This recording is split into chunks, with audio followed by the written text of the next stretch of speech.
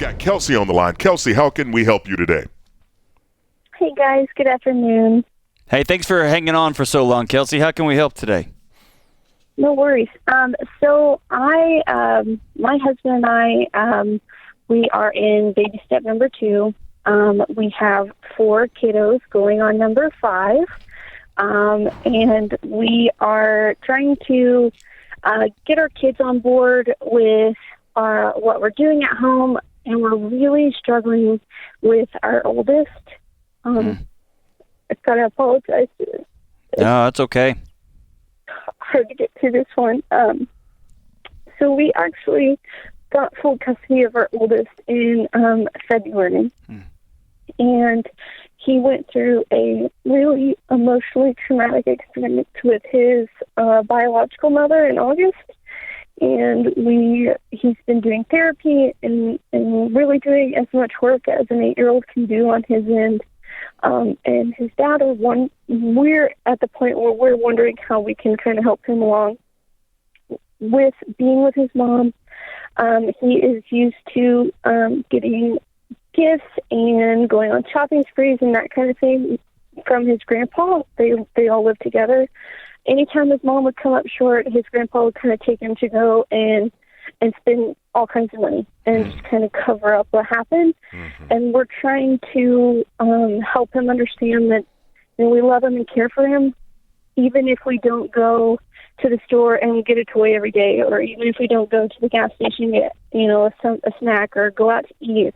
And he associates buying things with love. I was just wondering if you had any advice for my husband and I on how we can kind of help him know, hey, we love you a ton, but this is a family goal that we have. We have so many other kids.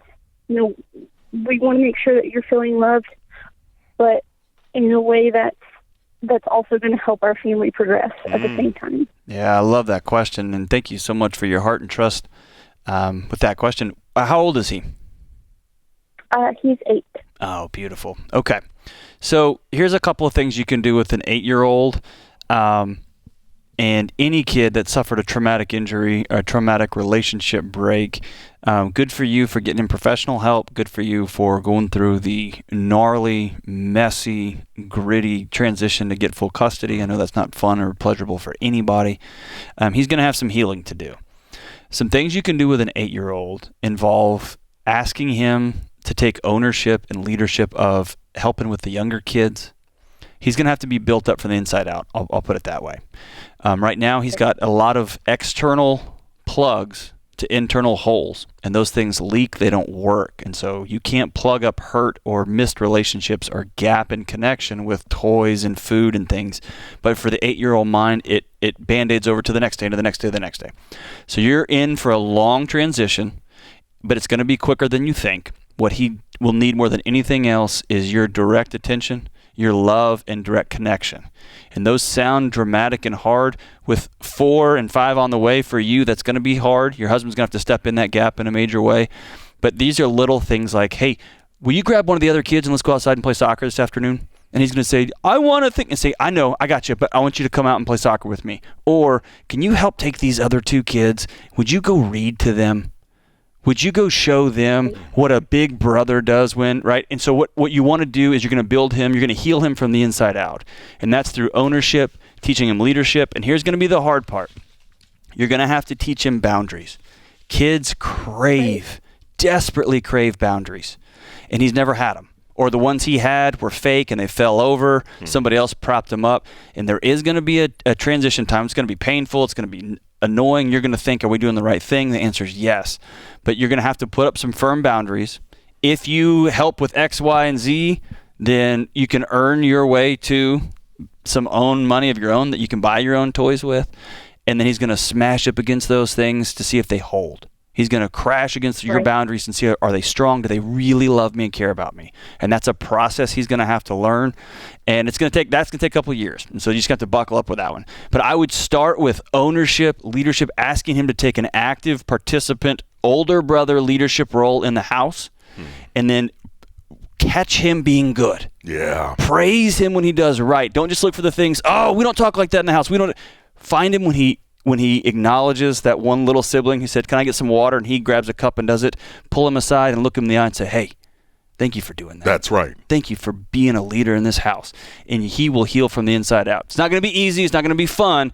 But man, you will help that boy grow from the inside out. And you're talking about a transitioned, changed legacy for that young man. That's amazing. And John, you start to hear this, and obviously I hear 8-year-old, but you can easily start to know adults. Oh yeah. Who have grown accustomed to love being shown by the purchasing of something. That's right. Right. And it is this process of trying to gain love by buying, and what you'll find is some people have such a hole inside of them that there ain't enough gifts or time that you can deposit in there that's ever going to make a difference. That's right. I often, and the same with work, right? I just need to make more money. I need to be at a different company, a bigger company. And I always tell folks, man, the worst part about getting a new job, the worst part about getting a new car, the worst part about getting a new husband or wife is that you go with you. You're the one that gets behind that wheel, and 2 weeks later, you're going to realize, that didn't work. I need a faster car, a bigger car, right? You go with you. And so what you can do with an 8-year-old is remind him, no, we're with you. Yeah. You're a person of value. You're more important than a toy. You're more important than another sugar drink or whatever it is.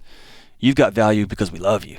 You got value just because you're in our home. Hey, real quick, for parents that are dealing with split homes, but this little boy's situation, let's say he's going there every other week. Right.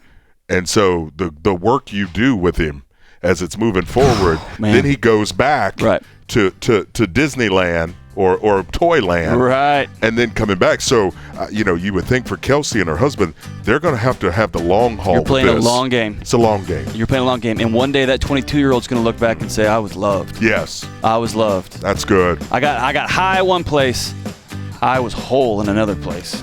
It's a long game, but you're doing wholly right work when you do that. And Kelsey, make sure you and your husband are staying connected. That's right. You guys are able to verbalize your irritations, your frustrations, as well as the celebrations. Do this stuff together. We love you, Kelsey. Yes, this is the Dave Ramsey Show.